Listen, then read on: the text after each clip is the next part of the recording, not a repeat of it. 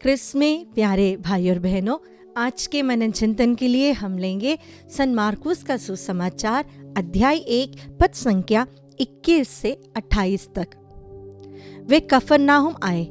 जब विश्राम दिवस आया तो ईसा सभागृह गए और शिक्षा देते रहे। लोग उनकी शिक्षा सुनकर अचंभे में पड़ जाते थे, क्योंकि वे शास्त्रियों की तरह नहीं बल्कि अधिकार के साथ शिक्षा देते थे। सभागृह में एक मनुष्य था जो अशुद्ध आत्मा के वश में था। वह ऊंचे स्वर से चिल्लाया, ईसा नासरी, आपसे हमको क्या आप हमारा सर्वनाश करने आए हैं? मैं जानता हूं कि आप कौन हैं, ईश्वर के भेजे हुए परम पावन पुरुष। ईसा ने यह कहते हुए उसे डांटा, चुप रह, इस मनुष्य से बाहर निकल जा। अब दूत उस मनुष्य को झकझोर कर ऊंचे स्वर से चिल्लाते हुए उससे निकल गया। सब चकित रह गए और आपस में कहते रहे, यह क्या है? यह तो नए प्रकार की शिक्षा है। वे अधिकार के साथ बोलते हैं।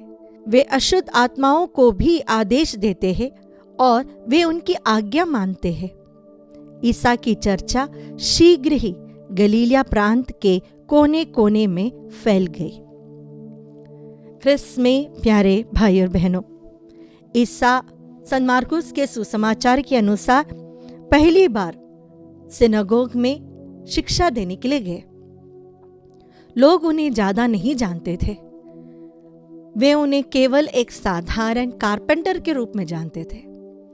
ईसा की एंट्री एक नए ग्रुप ऑफ डिसाइपल्स के साथ वहां पर हुई।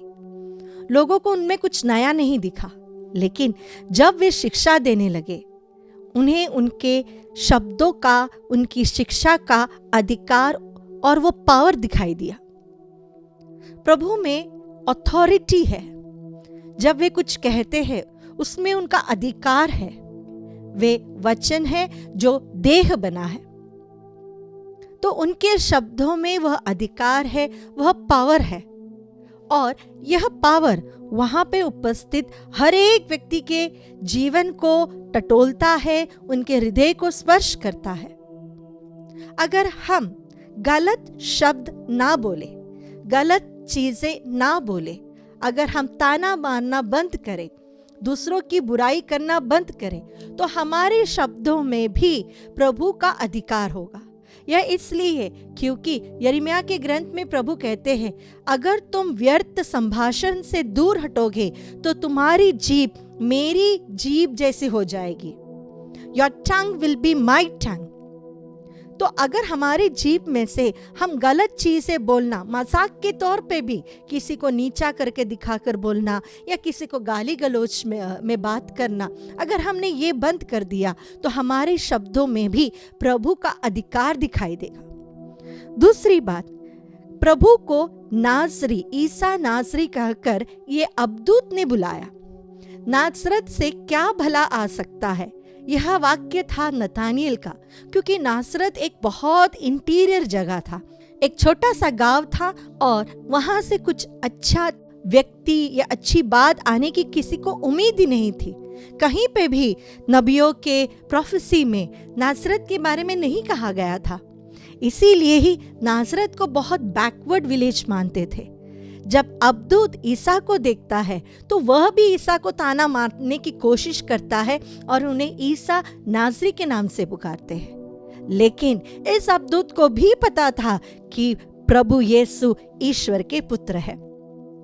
जब प्रभु यीशु आकर खड़े होते हैं, उनकी उपस्थिति में, उनके शब्दों में, उनके कार्यों में, हर चीज में authority and power of God देख सकते हैं। प्रभु ईश्वर का अधिकार देख सकते हैं और शैतान भी उनके सामने घुटना झुकता है। हम में से कई लोग ऐसे हैं जो शैतान से डरते हैं, भूत प्रेत से डरते हैं, आंधी तूफान से डरते हैं। लेकिन हम यह बात भूल जाते हैं कि हमारे अंदर जो ईश्वर है, संत यूहन्ना अपने पहले पत्र में हमें सिखाते हैं, तुम्हारे अंदर जो ईश्वर है वो बाहर की शक्ति से सर्वशक्तिमान है। तो अगर हमारे अंदर यीशु है तो हमें कोई भी चीज से, किसी भी आत्मा से, किसी भी शैतान से डरने की जरूरत नहीं होती है, क्योंकि शैतान भी प्रभु के सामने डर कर भाग जाता है। कई बार हम प्रभु के इस वचन को जब सुनते हैं, हमारे जीवन में प्रभु के वचन का अधिकार कितना है उसे हमें सोचना चाहिए। How much the word of God influence my life, हमारे जीवन को वो कितना चेंज करता है। जिस प्रकार इब्रानियों के पत्र में हम पढ़ते हैं, वह जीवंत है, सशक्त है, उसमें इतनी ताकत है कि वो हमारे अंतरतम की बातें तक जान लेता है, वह हमें बदल देता है। कई संतों के जीवन में हम देख सकते हैं वचन ने उनके जीवन को बदल दिया।